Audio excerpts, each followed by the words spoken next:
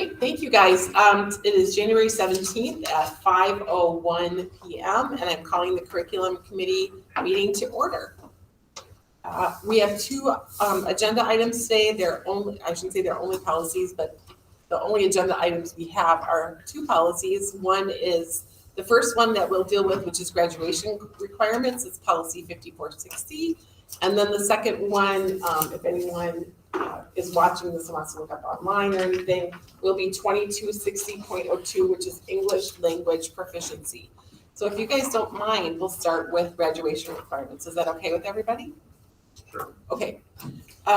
So Matthew had said just before that he wouldn't mind reading through it. So if that's okay with you, does anyone want to read it? Or do you want to put up with my voice? You're fine. I'm fine, okay. All right, so I don't think we will read the current policy, but we can refer to it as needed. So I'll just go through so we can start making our selections and go back and forth. So 5460, graduation requirements. It shall be the policy of the board to acknowledge each student's successful completion of the instructional program appropriate to the achievement of district goals and objectives, as well as personal proficiency by the awarding of a diploma at fitting graduation ceremonies. A student must earn, and the next is a blank for the number of credits. What do we currently have for number of credits? 24, that's what I thought it was. Okay, so currently it's 24. I'm gonna make a side note and keep going. Including the credit requirements set by state statute to be eligible to receive a diploma, provided all other requirements as determined by the state and the board are met. The board requires the following credit requirements for a diploma: English 4 credits, mathematics 3, science 3, social studies 3, health 0.5, physical education 1.5, and electives, which is a blank for credits. In order to earn a high school diploma, a student must successfully complete a civics assessment in accordance with the state statute. A student must also have participated in curriculum relating to financial literacy in order to earn a diploma.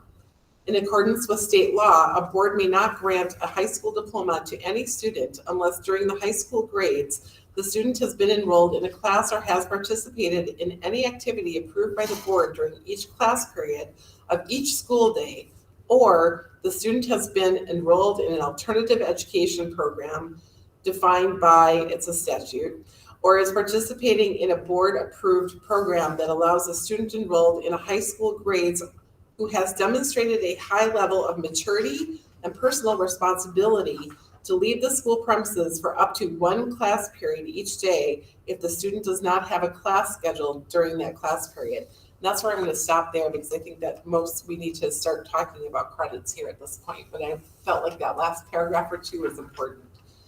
So who would like to start out here? So we currently have 24. Maybe Jason, would you mind giving us a comparison of what we currently require versus Sure. What they're asking now?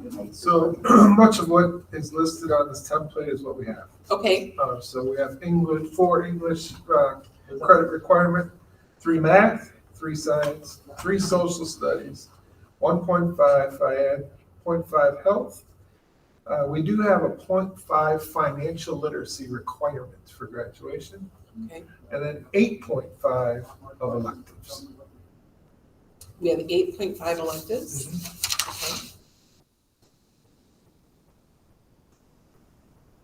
Okay, so the 0.5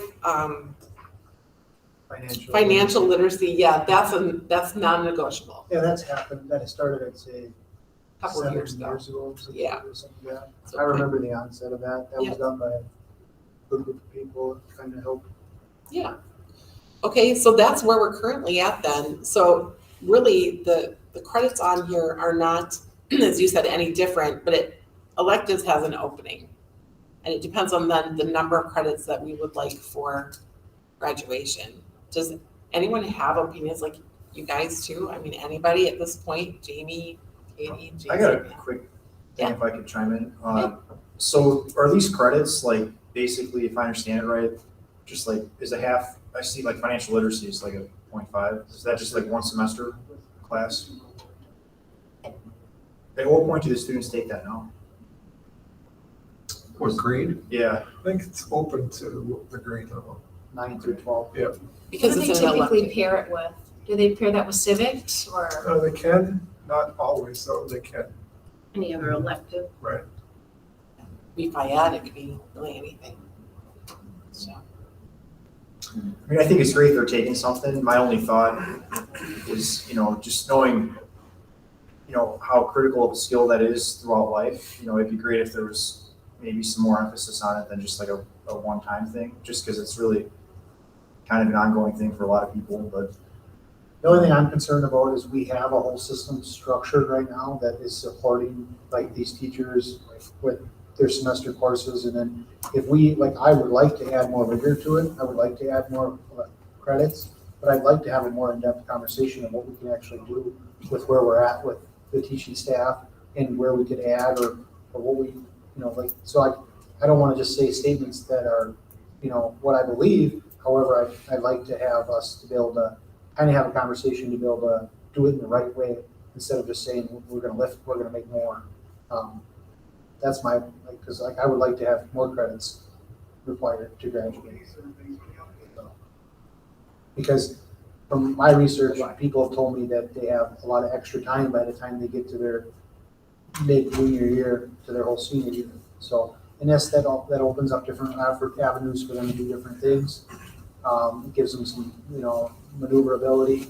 But I don't want to have people underperforming because they have no requirements to fulfill.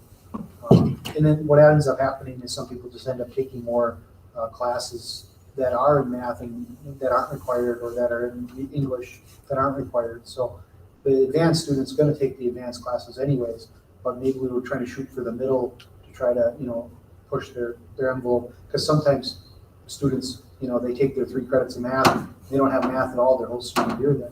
So I'm just trying to have the conversation. I know we only have 40 minutes, but that's where I'm coming from. I'd love some input from the experienced people that have been in the field doing what they're doing and how our teachers are managing with staffing. And that's my opinion. I'll say that.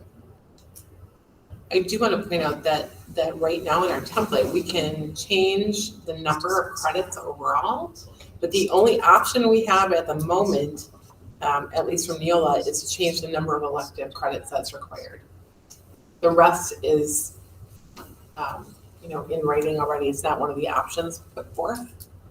So we're not going to change tonight the math credits or the English credits. I think that can be an ongoing conversation, but I think it's just the number of credits.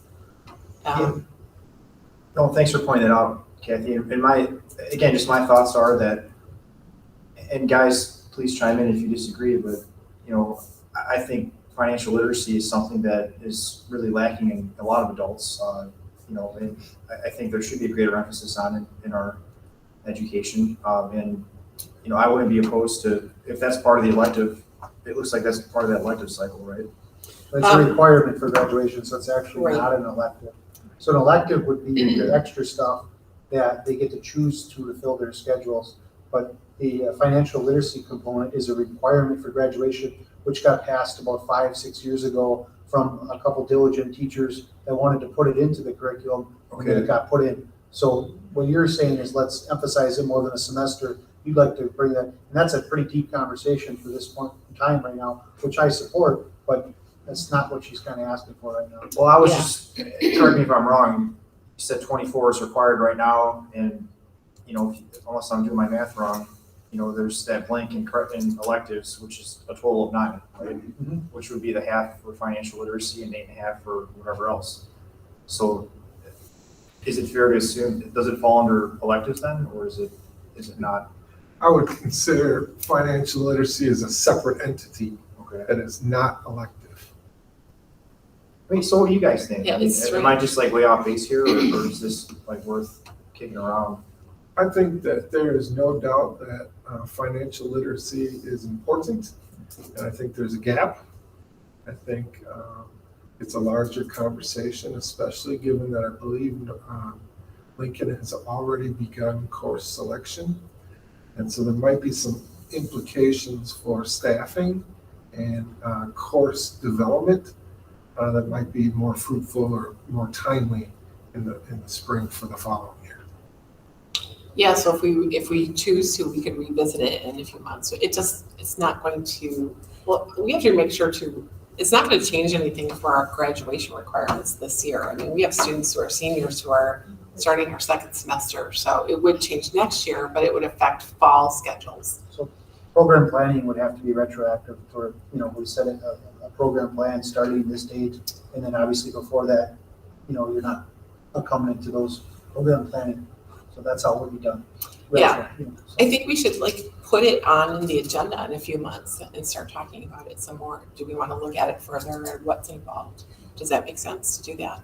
We don't want it to affect fall because we really don't want to disrupt that, but we want to have an ongoing conversation about it. Does that make sense to you? It makes sense. I'm just thinking about how do we prepare these kids for life long term, right? And to me, one semester, it's great that we have something, right? So I think that's awesome. I just think that, that's something that really, frankly, is an ongoing thing for a lot of us, right? Yeah. I'm 41 years old and a business owner, and I'm still, sharpening my sword in that area whenever I can. So I think it's just something that if we can implement that thought process early in life, they might develop better financial habits and avoid making mistakes that, could prove costly and, make their lives harder than necessary. Yeah, it's for their betterment. Right. So, I think though, for the sake of the policy, we need, that we're not gonna change because it is state law that they have to take one. And it's also part of the statute that they have to complete the civics assessment. So I think that those things must fall under, like you said, a separate entity. It's kind of strange the way it's listed, but it must kind of fall under electives somehow.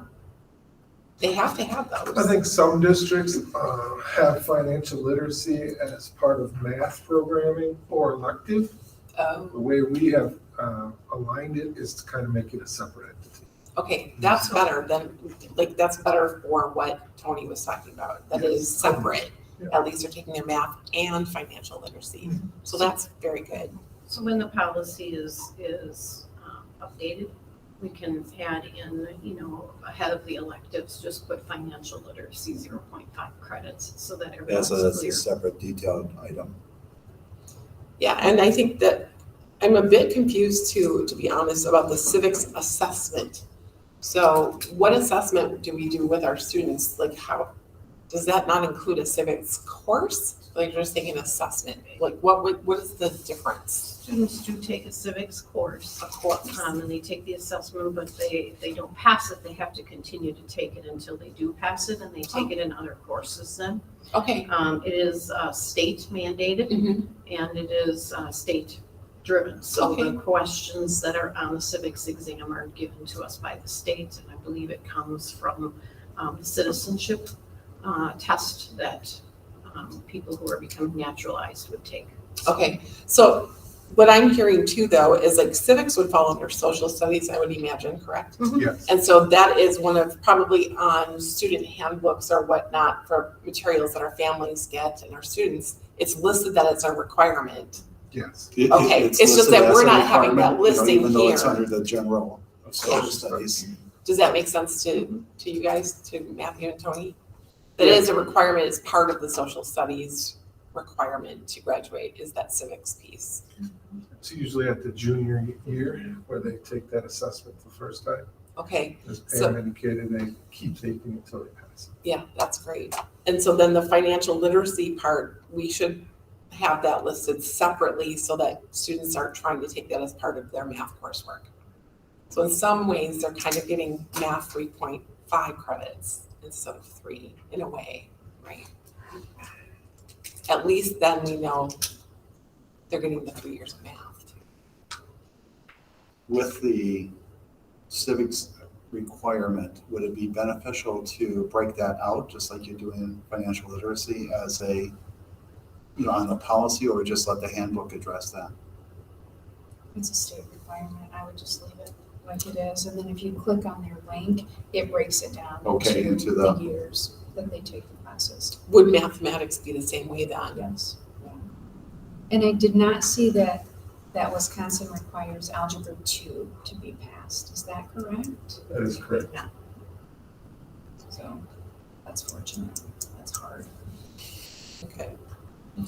So it brings us back to how many credits do we want the students to have? Currently, it's 24, and this is our breakdown with number of electives. So I'll speak out loud. So what I'm proposing is we add two credits to graduation 26, and then a future of trying to get the financial literacy to 1 credit instead of a half credit requirement. And it does not need to be implemented, and I'm not making a motion yet, I'm trying to, it doesn't need to be implemented this school year, but I would like to get on a track that we have Investigate this that at real least. discussion with, you know, what the possibilities of this coming to fruition are, within a couple months here. I'd like to revisit this. Yeah, definitely would have to really look into that because you have to come up with an entire semester's worth of curriculum too. So it's not something we can just say now. And that's but why, we should that's look why into I'm it. trying to do it politely, because, Right. you know, we have to steer the ship, however, they have to, you know, implement it, so I understand completely. But, Can I weigh in on that? Of course. Sure. So one of my worries about increasing the graduation requirement is your graduation rate isn't really that high right now. You're in the 70th percentile. And there are students, and I'm not saying you set your bar based on students, but we're making, if we add 2 credits, what we're doing is we're taking opportunity for students to retake classes to be able to get that graduation, get to graduation away from them, or we're going to be limiting their opportunities for electives because it's one more requirement that they have to take. That may lead to a higher dropout rate. So I think we have to take a look at it, certainly support the literacy, the financial literacy, but I think we can build that into other coursework rather than increasing the graduation requirement.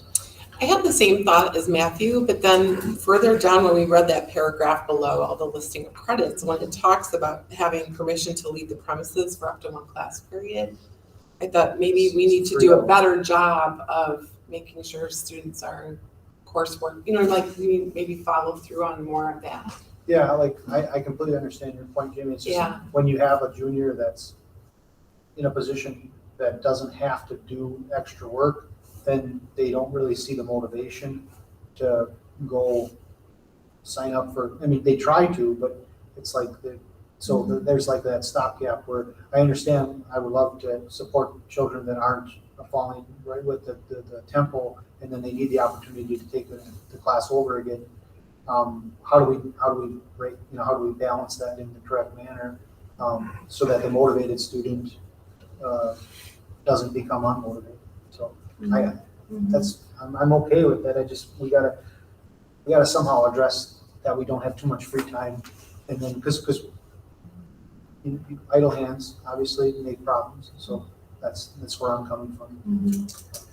I think if we bring this back in the future, we can also bring some data around the number of juniors or seniors that hit the 24 mark before June of their graduation year. And how many students are retaking courses. So we can bring some data so we can take a look at that and really understand what's going on in Lincoln.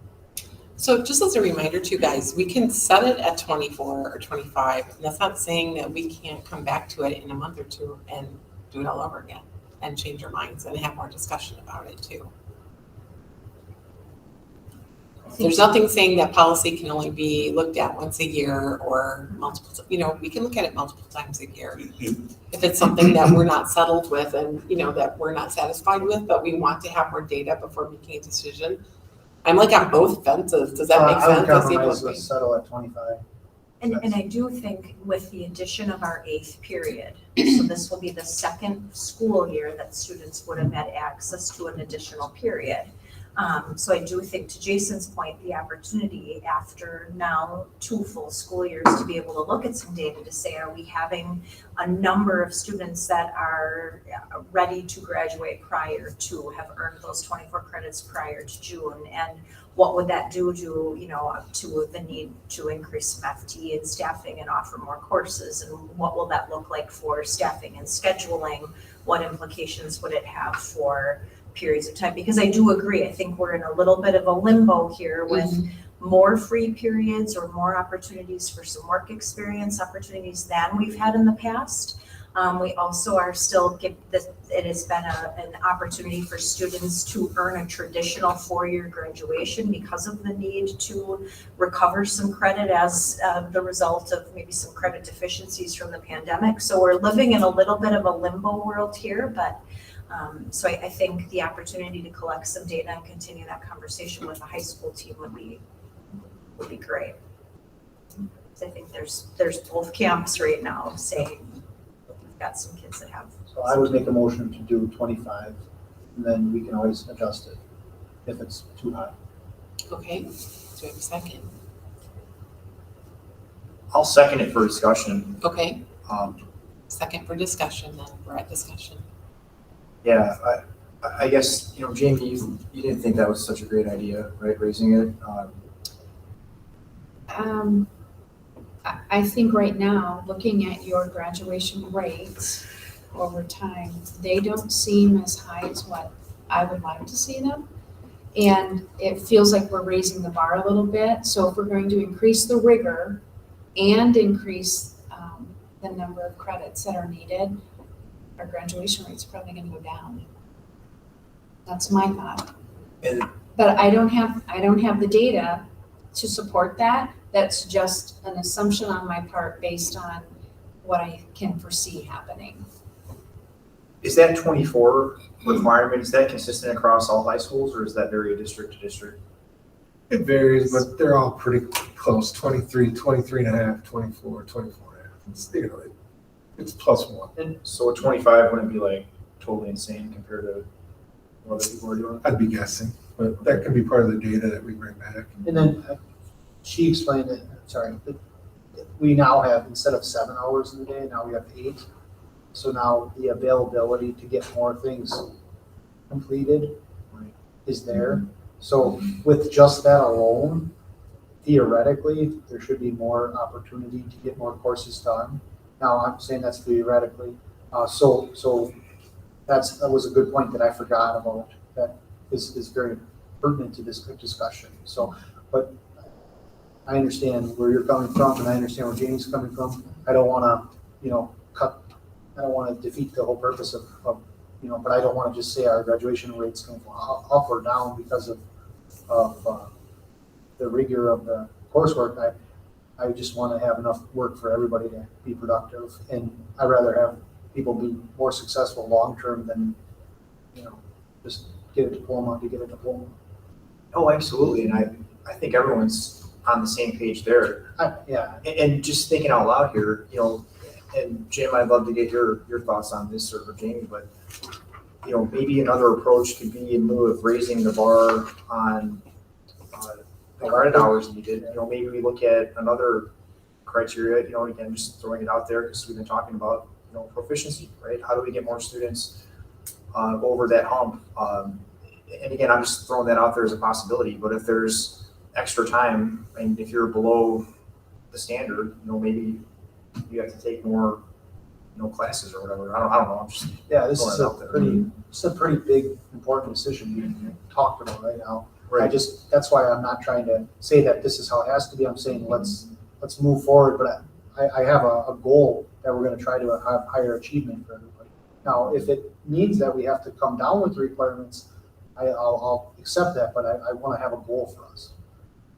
So since we're really back and forth on this and very uncertain, what if we table this until we can get that data and revisit it then? Instead of like changing it and then possibly changing it again. I'm sorry, just throwing out both options. What would you guys like to do? I think that's reasonable, but I'd be curious, Jim, did you have any thoughts on what we just talked about as far as, the. Well, I feel strongly about the rigor. I wouldn't want to, create a secondary problem. Right. Where it defeats its purpose, in terms of, the proficiency level, I think is important, that we stress from the foundation up, moving into, and I hate to throw a requirement, without having more data to support it myself. But that rigor and having kids occupied and involved, is important. You know, so I'm inclined not to edit that this time, you know, myself, you know. But to be revisiting this, you know, right along as we're trying to raise the rigor, you know, in some ways I'm working to understand more in terms of why our kids aren't where they're at. I think we are wrestling with some of that right now, you know, from a foundational level in terms of what we built and moved on.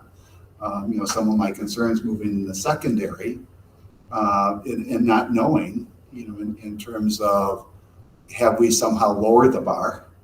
You know, even though I know that many students are able to pursue pathways, you know, to be highly successful. And yet I don't know if that's more of the norm or the exception, you know, relative to what we're offering. So I have more questions than I have, you know, a strong recommendations. I would just probably be inclined not to at this time. Yeah, And that without should, knowing. and I hate to use the word table it, but I think to say, let's put it on even our next agenda also, so we can have more discuss, like, are you capable, is it okay, you think, to be able to get that data in the next month? We can most definitely get the data. Okay, if you two are, well, first we have to take, well, are you comfortable with possibly doing that? I think that's a prudent way to approach it, in Okay. lieu of making changes now without having all the data. With this discussion, again, when would be the effective date? You know, It would relative have to be to next year, next year. right? You would actually have to, you're gonna have to grandfather, so you'd actually have to start with the Right. class of, Right. because what will happen is you're going to have Planning. freshmen, sophomores, and juniors right now who have not been working towards this target, and so you're setting them up for failure by saying, oh, surprise, now you have to get that number. So you have to choose the class that you're going to start with, Okay. and then Yep. indicate I that call in it the program policy. plan, that's what I call it, that's what it's called in college. It's program plan graduation of 2024, and then you're under the new one as of, and then what changes we make today or tomorrow or next week doesn't apply to the people that are already graduating as of program plan 2024. And then 2025 program plan, it starts, that's how you make retroactive changes, so. The other thing that I've experienced, we've experienced, you know, with the state of Michigan had increased its graduation requirements, and some of the challenges that we had was it impacted people with a lot of electives, you know, taking additional AP classes, taking Yeah. variety of music classes, you know, some of, you know, that it impacted them, and it actually caused us to move to a trimester for some to get in. And I haven't thought this out here a little bit, but that was another experience that really created some scheduling problems for kids who were wanting to take, you know, these high-end electives. You know, so that was another area that was impactful. It actually pushed us into a trimester schedule. Eventually, I think they moved it back, but it was, you know, it took a while to be able to figure out how to manage, you know, meeting the various needs. I would think So- that's part of how our 8th hour came Yeah. into play, would it be? Part of how they address some of that.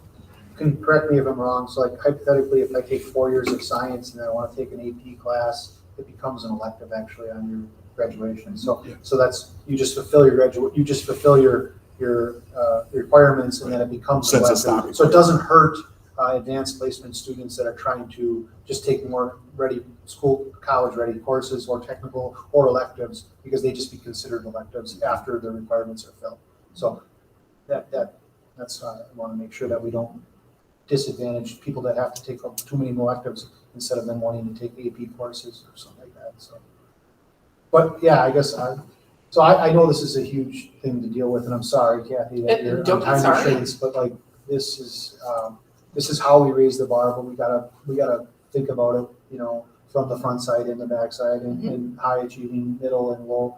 And ultimately, my goal is to see that we are achieving more for everyone. So I'm completely okay with withdrawing my motion.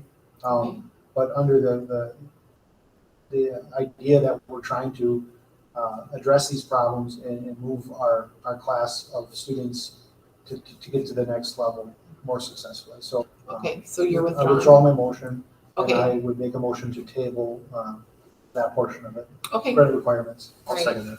great, that'd be great. All in favor, say aye. Aye. Aye. Yeah, I, don't be sorry. I mean, I think you're raising really great questions, and I think it's our job to thoroughly investigate all of this, and I didn't go there and think of that, so we'll just get more data on and look at it later, you know?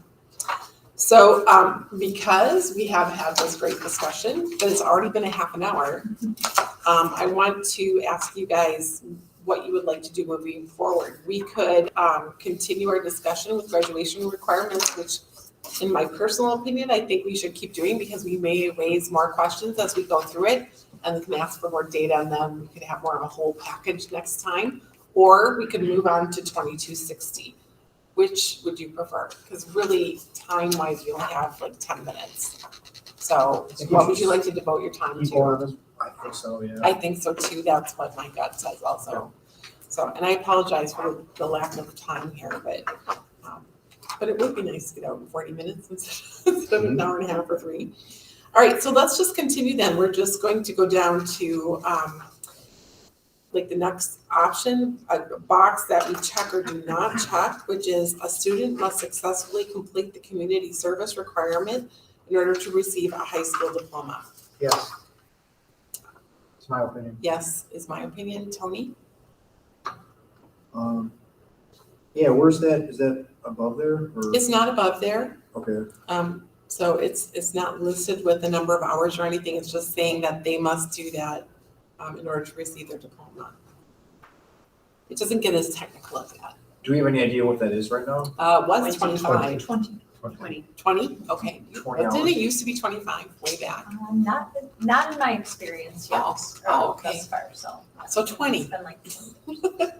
I don't remember that when I was in high school. So there's many variations of how to achieve that. Obviously, some students go on a trip and then write papers about it, or some of them actually do physical labor to help the courthouse or help Public Works or help a nursing home. It pretty much gets approved through a director or a counselor or a principal writing off saying that they achieved it with obviously oversight from the administration.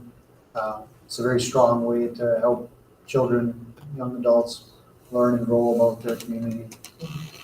And have a mindset of community service. Yep. And it can also expand their knowledge base depending on what they're interested in, so. Okay. It And could it be can be done tutoring their in math, freshman you year, it know? can be done their senior year. It always is a looming thing for some. I understand the technique, but it's more about being responsible and understanding that you have to get it done before you graduate high school. They I have get 4 that, I years have to 2 get it done. kids, one was done like freshman year or sophomore year. You know, the other was like, oh my gosh, I have to get this done to graduate, like the 11th hour, I won't say which one was which. Create So- some in-school opportunities for students too, so they can give back to our community within walking distance of Lincoln or on the beach or to the school community at large for those that have a little bit more difficult time accessing the community because of the lack of support. or Tony, whatever when else. I was at Washington Junior High, we walked over to Jefferson and we read to the elementary students. And that went towards a part of my graduation requirement. So we went there, I think it was 10 hours or something, but we worked it into our schedule for young students going over and helped greet 4th and 5th graders or something. Sounds good. Okay, so as far as opinions, I don't think that we have to make motions for each thing, it's just a matter of discussion, correct? Is this a requirement now? Yes, we have 20 hours of service required. So Matthew, you said yes? Yep. I do too. Tony, how do you feel? Yes. Okay, so that'll be a yes. The next sentence is the board may approve a course or courses in career and technical education that it determines may satisfy up to a total of 1 credit of mathematics and or science credit. Yes. Tony, any idea?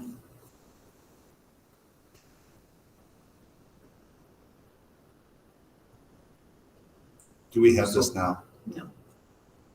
So these are just like would this be like one of those work courses type things or? This would mean that a student could take a technical education course in place of a course that would meet their math requirement or a science requirement.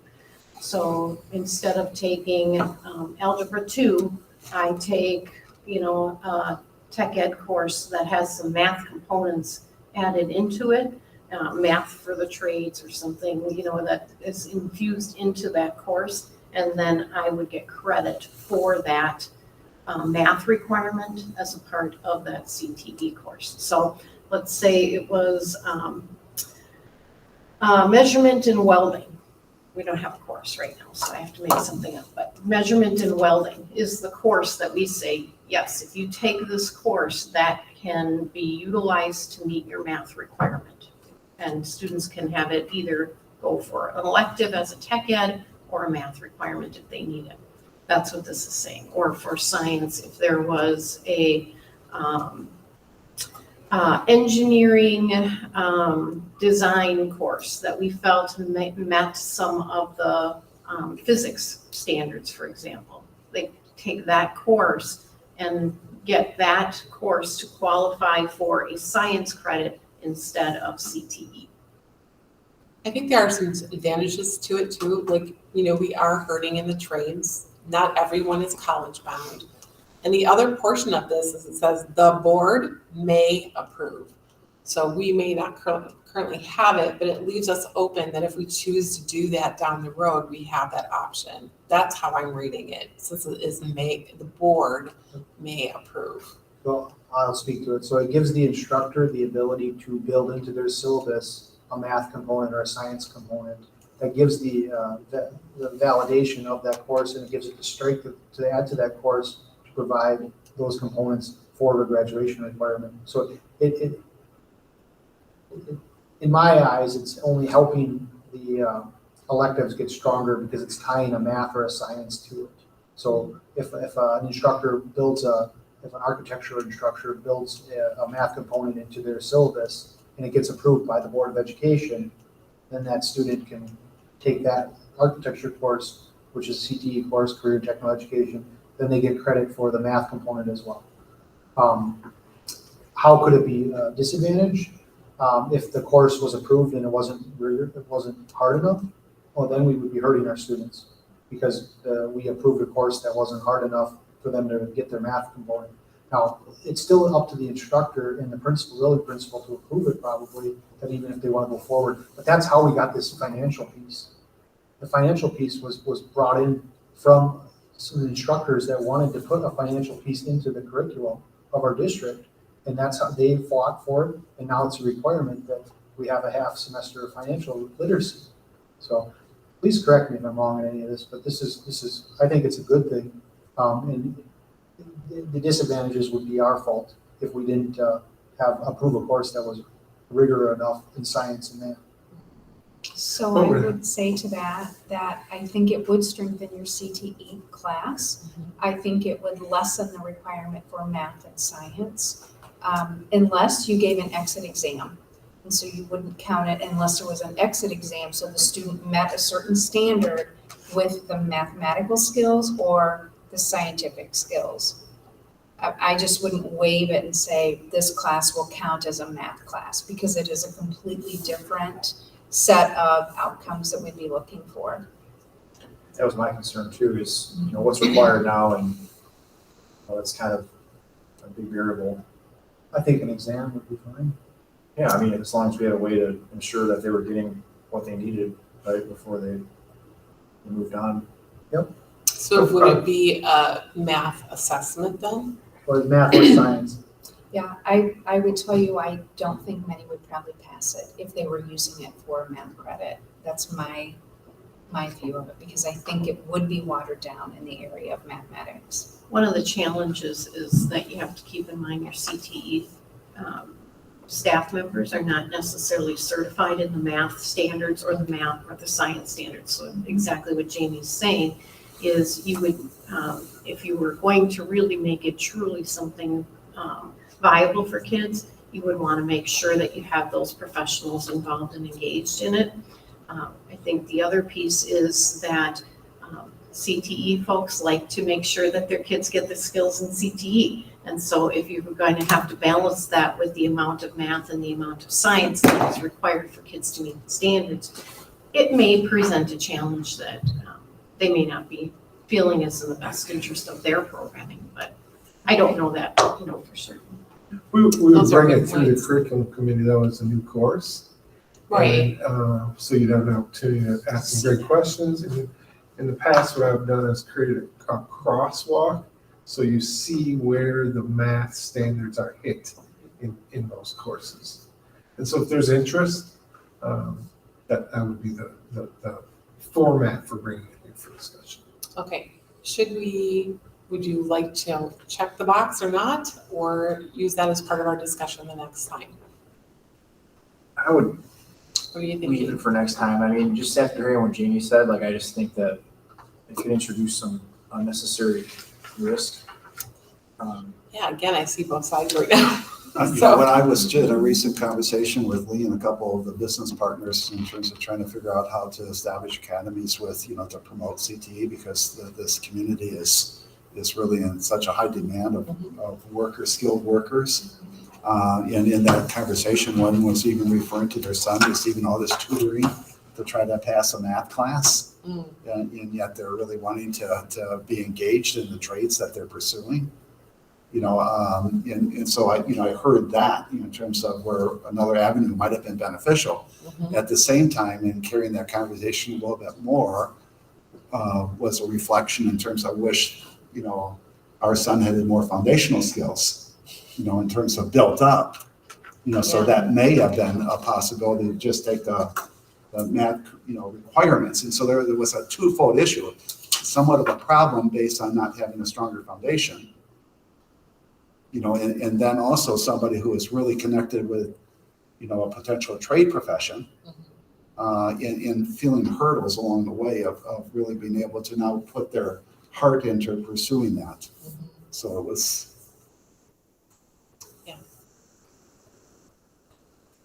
All right, we're going to not make a decision on that portion right now, and we are a little bit over. Should we continue with, we really don't, no, we have quite a bit left, don't we?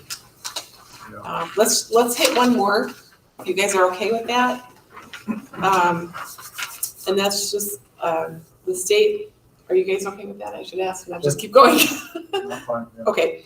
The state statute permits but does not require the board to allow students to use a physical activity to substitute for 0.5 credits of physical education with the completion of 0.5 credit of academic subjects. So the way I am reading this is that it would not just be a physical education credit, but it would have to be replaced by an academic credit, correct? So they Is everyone would else get reading it? credit for participating in the physical activity, but yes, they would have to take a math, science, English. In addition. or social studies in place of that FIED. But they would Correct. still get the credit, but they would still have to have another Take an academic additional. course. To me, that says rigor. It's kind of what actually you were aiming for, is more academia. I'm not comprehending the statement. You I can think say it over, please. I think that's paragraph 2. I think there's 2 things here. Paragraph 1 under physical education speaks to the fact that if students participate in athletics, marching band, cheerleading, those other activities, that the board can say that those replace 0.5 credits of physical education. Now I understand what you're saying. The second paragraph is saying if students want to take additional from the 4 core, English, social studies, math, science, health education, then the board could also approve up to 0.5 of that replacing FIED. But in That's lieu of, yeah, so I get it as the first one is, it would satisfy a half a credit of physical education, but they also have to take an academic course. The second one is they wouldn't necessarily have to take that 0.5 of physical education. It would replace 0.5 of physical education courses, That right? second one does not include co-curriculars. Right. What are we doing right now? I'm more comfortable personally on the first paragraph. The reason being that just like, the financial piece is super important, so is physical activity. And a lot of people don't move as much as they have to. And it's a good habit to learn for life. I hate to see the physical education portion of it taken away, because to me, if you're doing the second paragraph, then you may as well be saying we're only requiring 1 credit of physical education. So this way we still have 1.5, 0.5 being in another activity, approved activity, but also increasing rigor by saying it would have an academic piece. And Kathy, I'm reading that differently. Are you? I am too. Okay, I'm reading that as if I am a fast pitch softball pitcher, yes. which I was at one point, I can get my 0.5 credit in phys ed checked off. Yes, That doesn't mean though that I've met my 24 hours. So I'm gonna have to take another 0.5 somewhere in the academic world to meet that 0.5. Right. Right, but I don't have to take the phys ed. Right. To do that. Correct. Right? In the second one, it is, you can just say, it doesn't matter if you're playing on the softball team, you can waive your phys ed credit to take this academic. So it's increasing your academic options for students that might want to do AP, advance by taking out completely the phys ed. But see, I that's think they both increase it. I think just the first one, the way that's just the way I'm reading it. But I think the first one says, it says you have to have, both pieces say you have to have an academic piece of 0.5 credits. But the first one is also saying, we'll waive physical education class, but you have to take a physical activity that's been approved by the board in lieu of that. But it's not something, these are all outside of like school, marching band, cheerleading, those are extracurricular activities. They're not within school hours. So I just see it as increasing the academic piece, but still saying there's 1.5 credits of the physical education needed. Just that 0.5 is one of those extracurriculars where people are moving. Am I not reading that correctly? That's kind of the way I read it too. Right, so that means basically, like you're saying, I'm doing that physical activity outside of the school day. Yeah, So I'm kind of getting a waiver on, yes, you don't need One that class. additional 0.5, you're waived. But because you have that spot in your schedule now that you would traditionally have taken that 0.5, you have to put something else in there. Right. Is what it's saying. it opens it up to,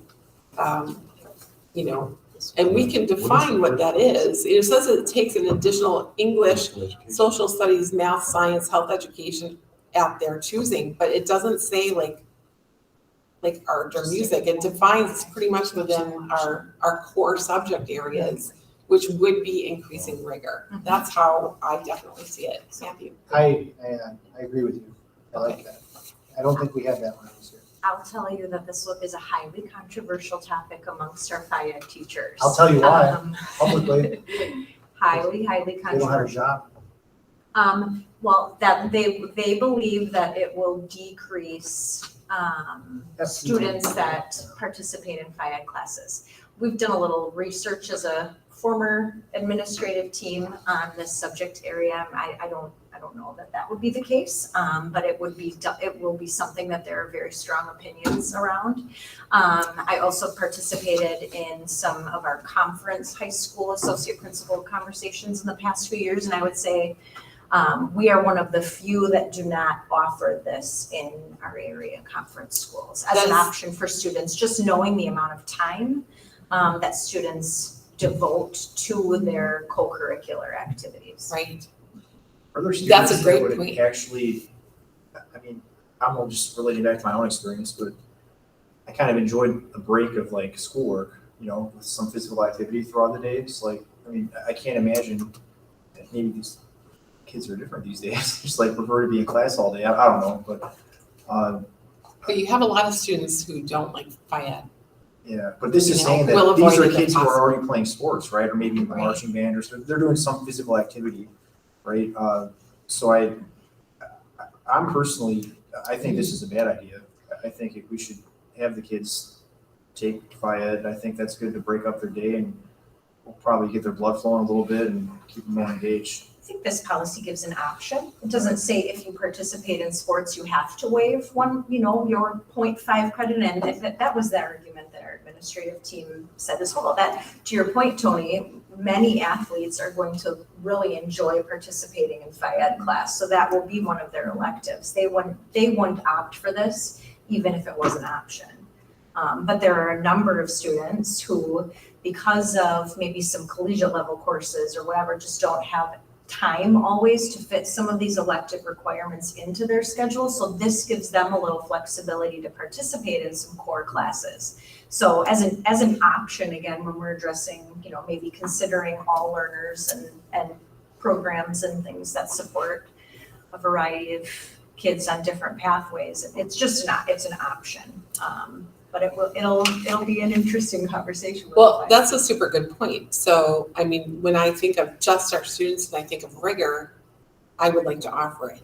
But then we're also talking about changing the FTE of, or are we? Yeah, Maybe. it wouldn't be a handful of students. So if it's okay with you, can we also put a question on that? This is just part of our discussion and not necessarily check and answer. I'm really being pushed to the limit here with how much time I can spend anymore. I feel like I need to call the meeting. So if you guys are okay, unless you want to make a decision on this right now, how do you feel about it? I can make a decision, but I'm fine. I mean, I'd love to know more about how more of the stakeholders feel about it. I mean, I'm sure there's probably some students that don't really enjoy FIED, but and frankly, I'd be okay with it as long as they were, staying in decent shape and weren't just, because there's something to be said about, getting good habits, right, and staying active. So, right. I think I might be okay with it, but it's still, I'd like to get more input from stakeholders. So I think we need to just, as long, we're tabling this whole discussion anyway, our policy work. So let's just end it there and say you guys are bringing up such great points that I didn't even think of as I read through it myself. So it's a lot more work than I thought it was gonna be. I thought we were gonna fly through both of these in no time, but I think these are all super valid points. So if you're okay with it, I'd like to end the meeting, unless there's something further that we need to just talk about right now. The one thing that I think we should talk about really super fast is another meeting date. Do you guys, Tuesdays are bad for me. With the curriculum committee, so we don't have routine meetings set up for the year? We started and then it kind of fell apart and we haven't really done that I mean, yet. so I would just suggest, for, not necessarily right now, but thinking about it, particularly since there's gonna be a lot of potentially policy work. Yeah, In terms of as we try to come up to start booking maybe something, more which is. consistent. Right. We have had a meeting a month. It's our days have popped around a bit. whenever you're available. Yeah, I'm fine as long as it's not Tuesdays. Sure, Thursdays is fine, Wednesdays. Currently scheduled for on February 21st, which is a Tuesday. But we can move it to February 23rd, Okay, which is the same week, okay. and just move it to Thursday. Would that be okay with you, Tony?